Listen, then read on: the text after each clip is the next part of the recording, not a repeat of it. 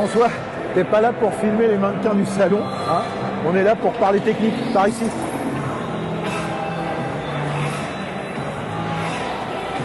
Alors voilà ce fameux moteur qui équipe les Multistrada 2015 avec le fameux Ducati Valve Timing. Alors qu'est-ce que ça veut dire? Ça veut dire qu'en fait ce moteur-là, il a un calage de distribution variable. Alors comment ça fonctionne? C'est très simple. Si vous approchez, je vais essayer de vous expliquer, mais avec la glace, c'est pas... Vous voyez, alors c'est une distribution par courroie. Il y a 2 arbres à cam par culasse. Et si vous regardez bien, au niveau de la courroie elle entraîne une première, on va dire un premier pignon externe, qui est d'ailleurs, si on le voit, plutôt mat. Et à l'intérieur de ce pignon, on voit une espèce d'un petit pignon avec comme des oreilles de Mickey. Alors ce qui se passe, c'est que le pignon externe, lui, il n'est pas variable. C'est-à-dire qu'il tourne toujours avec la même phase par rapport au vilebrequin. Ensuite, en fait, l'arbre à cam, il est entraîné par ce petit pignon central qui, lui, peut se déplacer. Vous voyez? Alors, on voit à la forme qu'il peut bouger par rapport au pignon externe qui, lui, est entraîné par la courroie.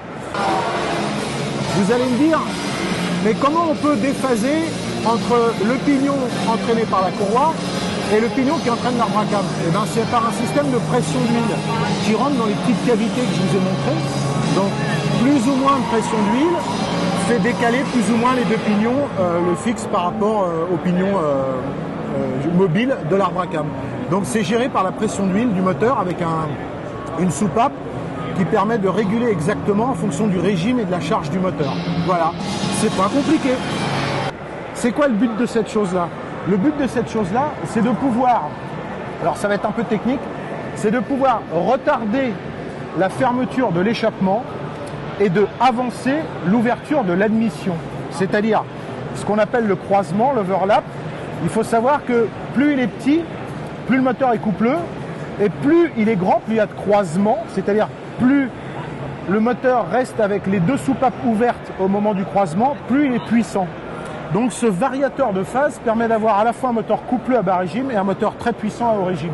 C'est une première mondiale, surtout c'est une première mondiale sur les 2 arbres à cam. En général, certains moteurs comme Kawasaki avaient réussi à le faire sur l'arbre à cam d'admission. Donc là on est sur vraiment un calage variable, admission-échappement qui permet normalement, Ducati annonce des performances extraordinaires, que ce soit au niveau du couple et de la puissance. Il est donc monté sur la Multistrada que je vais vous présenter tout de suite.